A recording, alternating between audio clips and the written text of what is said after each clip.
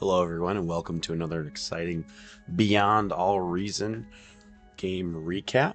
I'm Turd Bucket and I'm going to be taking you through this game where I played in the tech position. I recently uploaded a video explaining my eco build in one of my favorite pivots, which is into an early T3. And so I would like to show you how that can be done in a live game. So let's go ahead and skip to the opening here. So the first thing that I got out of the way was the communication to the team about paying for T2. There's a change that's happened probably in the last, I don't know, 6 months, where a lot of T2 is being handed out for free and maybe being paid for later or just at the expense of the eco player. That doesn't work really well for my build because I'm not going to be able to get that AFUS out between that 13 and 14 minute mark with the without, or if I'm giving out T2 like that. So just taking a peek here on my build, and I'm following the exact order that I showed in the previous video, in the guide video. I'm going with my 3 mexes, 2 solars, and then my lab. I did screw up big time. I don't know what happened here, but I stopped building this mex. So I don't know if I clicked something by accident or what happened, but I was able to use that space bar to come back to the mex and finish that off.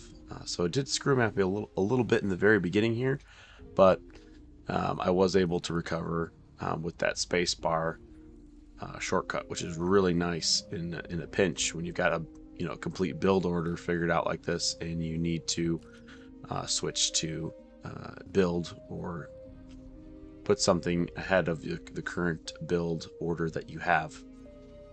So I've got my first Lazarus out, my res bot, to reclaim these rocks for metal around the map, and then I'm getting this T1 con out.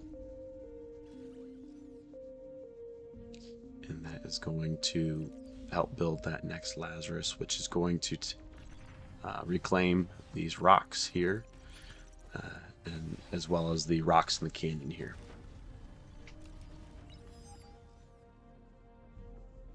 Let's check it on the rest of the team. So in the back corner, behind Canyon, we've got I front because you won't, ironically, in the back line. We've got Hoffy Herald in the air spot, Tony Stark in the other corner, Deceit on the front line with Daddy Milk, and then we've got the Primo Gem Guy and Sulking Cow on the other frontline spots. You can see Primo Gen, Daddy's Milk, they're doing the right thing. They're getting their comms up to the front. Primo Gen is building all his mexes along the way, so he's going to have a much slower trot to the front. But Daddy's Milk he's sending his commander quickly up to the front around that 2-minute mark, which is what you want to do. Deceit and Sulking Cow are not doing so. They don't have much of a presence on the front line at all right now, and that's going to allow the enemy team to send units up if they so wish, right? Tony also is keeping his comm back, as well as I front, because you won't. I'm just going to call him I front from now on. I'm not saying that whole name each and every time. Meanwhile, Peanut Buttery is getting up in our business pretty quickly with some pretty annoying ticks here, but we have an awesome air player who's sending some shurikens out to try to stop that. Also see that Primo Gem Guy is up on the front around the same time as Daddy Milk, so great job there. And he was even able to send some units out to try to start to pester their canyon, which ultimately didn't succeed because of the shurikens, but still nonetheless taking the attention away of the enemy team from other things they could be doing. So even if your attack is stopped, it's not always a total loss. Just taking the enemy's attention away from something else they could be doing, whether it's ecoing or getting to the front, is always a good thing. So don't feel bad if your little raid does not work perfectly. Alright, so Deceit has asked for a trans. He is getting one. Meanwhile, iFront and Crow are making their way to the front, but you can see that Peanut Buttery has already positioned himself very strongly in the canyon, especially with these Janus and his commander.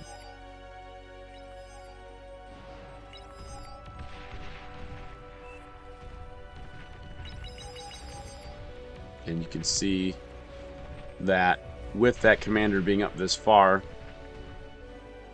he's got a very strong position, able to heal his Janus, as well as keep the units of Crow back.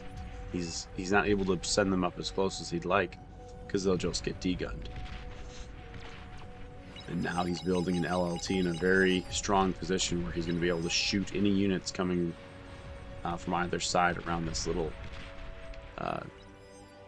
butte, or whatever you want to call it. I don't know what to call it. Little mound, little hill. You see a Sulking Crow comes around the bend here. He's going to start getting shot by this immediately, and he'll have to retreat. He probably could have degunned, but he had no energy at that point, so pretty ill-advised to continue walking into that. iFront is ignoring the problem a little bit here and just bringing his comm out to the front where he's supposed to be, and just sending some units in to go in against, again, these units which are being healed by the commander. So already Gilly is sending in some ticks to continue harassing Crow and iFront. Meanwhile, I am getting paid for T2, and I'm getting those T2s out and sending them around the map. I've got my own T2 out, and I'm walking around making my mexes, as explained in the guide, and having those T1 bots help that T2 continue to build, also bringing the commander in on the action. Let's check in with the other teams, see how they're doing. So we've got Cust in the back canyon corner. He has not sent his commander to the front, which is allowing Daddy's Milk to create that little bubble here, right? So this is where Cust is supposed to be. You can see that Daddy's Milk, Tony Stark, and Deceit have a pretty strong position here. They're able to hold, regardless of what Squeaky Flint and YYDS are doing. Meanwhile, Gilly and Peanut Buttery are just up in our canyon's business, and they've already pushed them back even farther, so they've taken quite a bit more territory than we've taken from them on the opposite side. In the back, we've got Waddles on air, and we've got Barred Up as Eco. And Barred Up is decided to sack his comp, so he sucked up that metal. And we check in on his economy. He's a little bit slower than me to get his T2 mexes up. You can see the difference in our eco already. Bringing in a slightly more metal at this point, and I've got more metal in the bank. Whereas Bard is struggling to even crank out the T2 that he's giving away to his teammates. So paying for your T2 helps your eco player get the T2 out to you faster, and it also helps your eco player stay ahead of his opponent on the other side, which will ultimately end up allowing us to get ahead in the later game, right?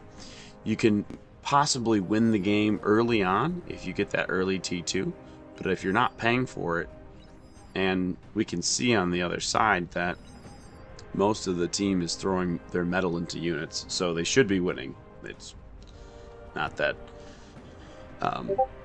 they're guaranteed to win, but they should be winning because they're using more of their metal to make units and hold the line than our team is. But if they do get that T2 and they're able to increase their metal production, that means they can tech up, they can produce more units, and continue to push in on us and create more destruction. So ultimately, there's two ways of looking at it. If you can hold out for a little bit longer on the front line and pay for the T2, you will have a stronger eco player in the later game.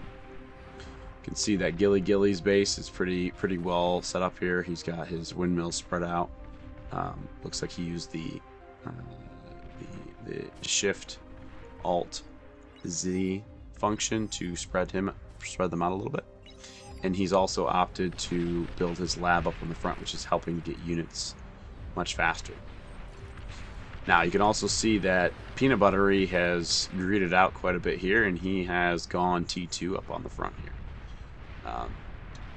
He has sucked up his lab back in his original base, and he is got a pretty aggressive eco build planned, much more aggressive than his own eco player, which is fine. That can certainly win you some games, and it's not going to be a bad strategy, especially when you are winning this handily in the canyon already, right? Gilly and Peanut Buttery are having their way with iFront and Crow, and they are paying that out quite aggressively. Now let's check back in. I'm getting my AFUS started here. This was actually started a little while back by the T2 bot, and I had this T1 bot here, just keeping it going while we got these mexes finished here.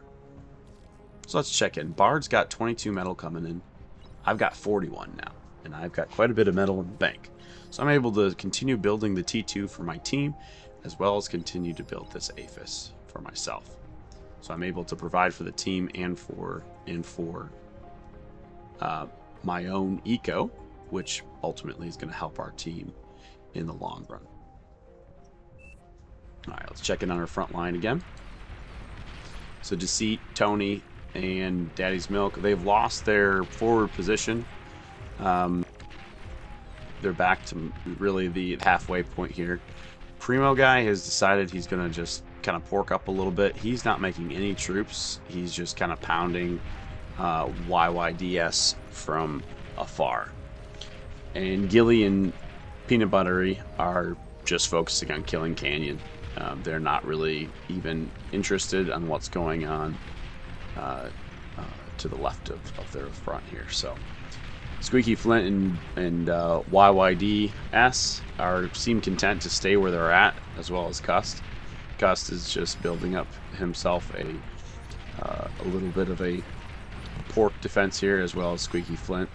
And now that he's taken over the front canyon player, he's doing kind of the same thing here as well.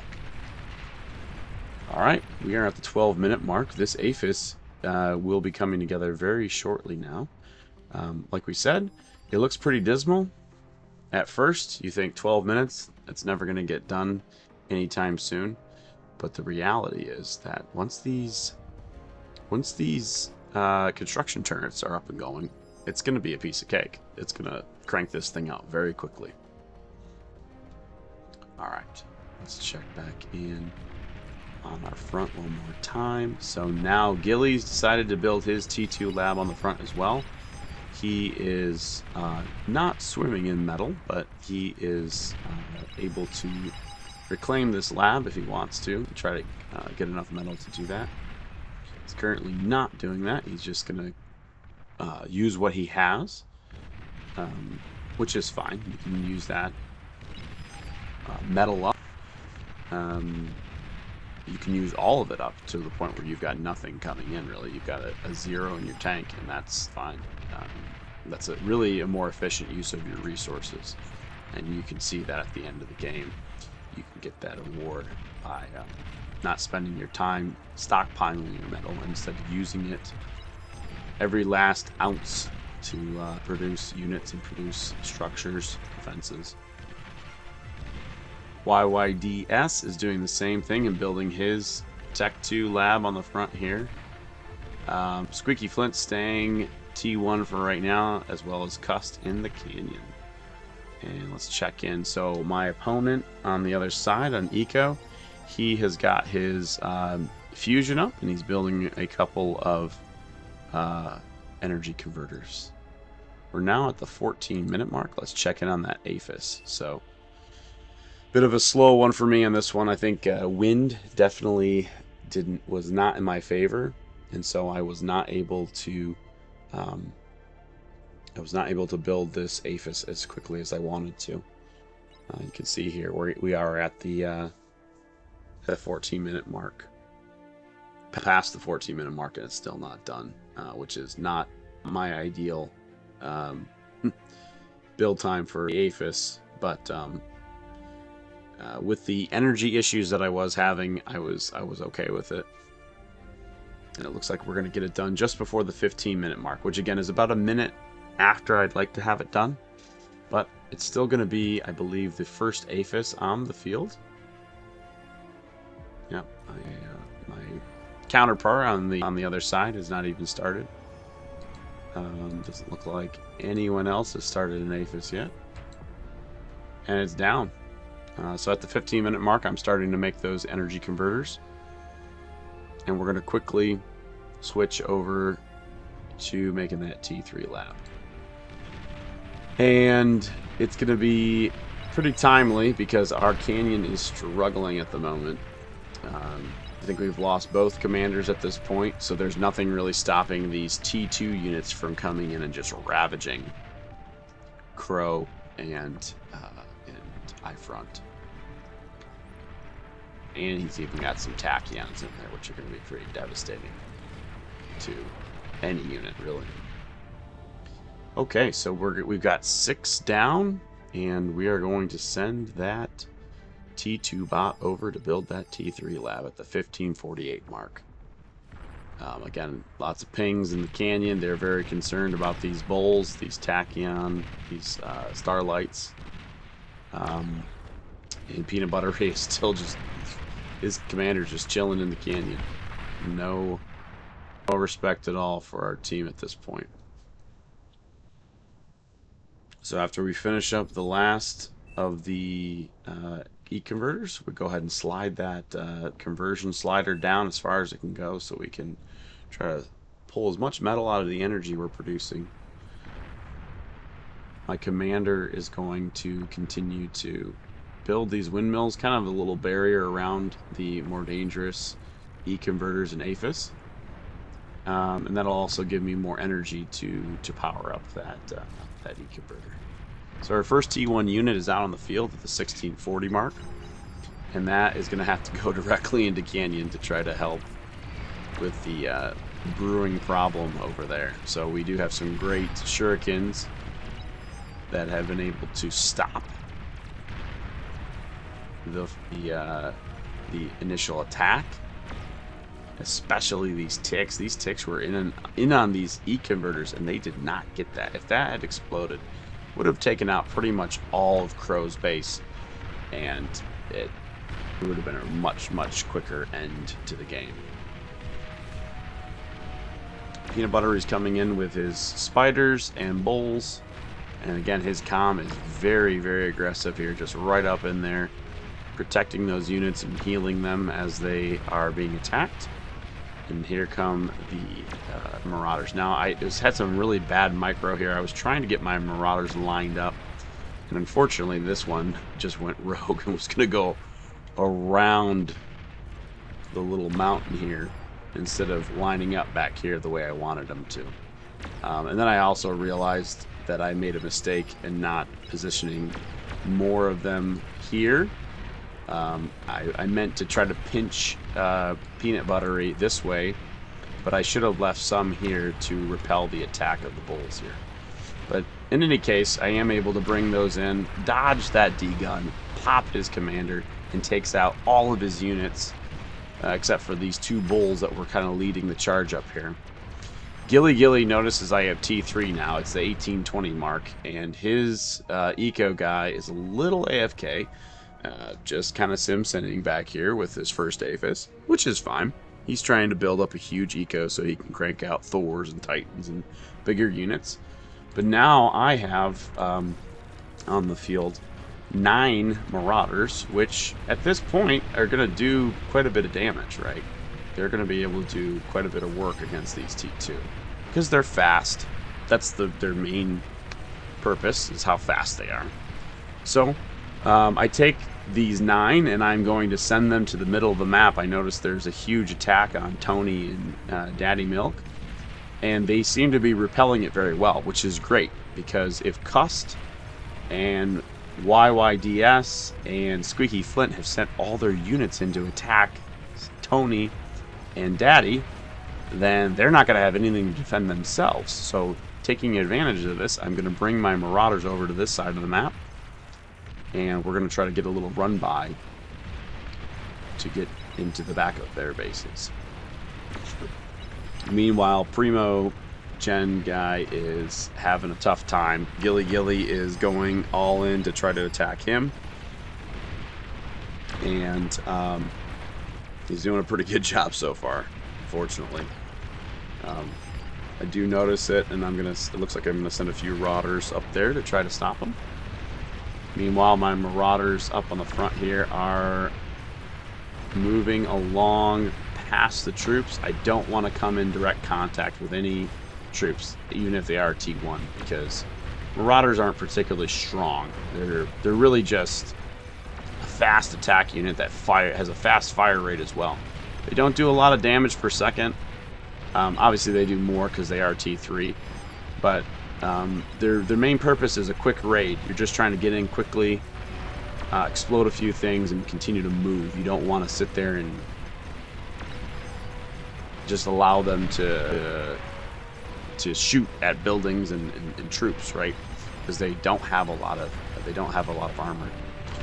Did make a bit of a mistake here when I came into the Eco's base and I was able to get this AFUS. I got way too close with them. I tried to pull them back. You can see at the last second, and it was to no avail. It was a huge explosion, and their Eco's dead. So now my counterpart's dead. I don't have to worry about T3 on their side. I can focus on just building up a nice little pile of troops and protecting our canyon, which is now again getting overrun by Peanut Buttery and Gilly Gilly. So at this point, let's check in. I've got 12 Marauders, and they are all in the canyon. Heading over there to, again, stop all these Bulls and Starlights that are being sent into the canyon. They got some AA in there too, because we've been able to kill a lot of their troops with, or I should say stun a lot of the troops with the shurikens. It was a really good move. Fortunately, Crow's base is pretty much demolished by those ticks that are able to get through. Bringing those Marauders around to get these spiders before they can get up the hill. It's really important, because then they'll be able to shoot down on us without any of our troops being able to shoot them. So it's really important that I was able to get the Marauders over there and stop them from getting us. Alright, so now I've still got these Marauders on the field. 17 now.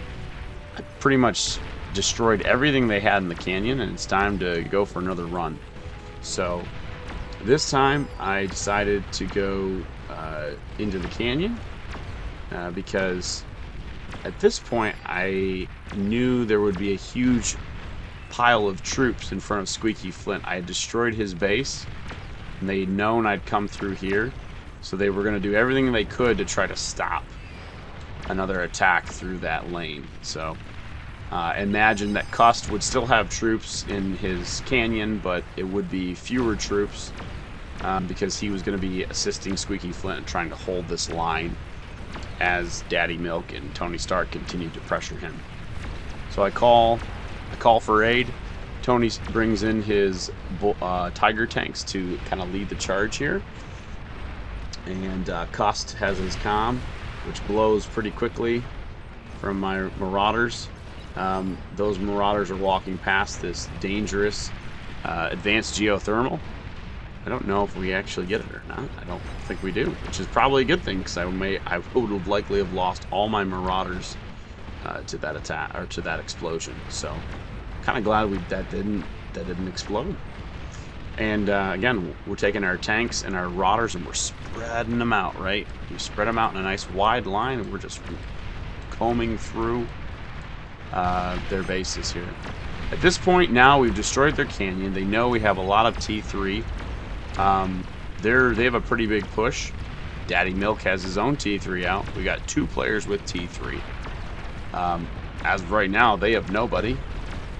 And we are heading into the air player's base now to try to blow him up. That is going to prompt some resigns from the other side. And eventually the team resign vote passes. And that's going to be all that she wrote for the red team. So it was an interesting game. It's kind of cool to see the eco play work out. I'm not saying it works out every time. It certainly is a risky play. But at the same time, if it does pay off, it can pay huge dividends in the late game. So hope you enjoyed this video. Please like and subscribe. Drop a turd in the chats. And I'll see you on the next one. Peace.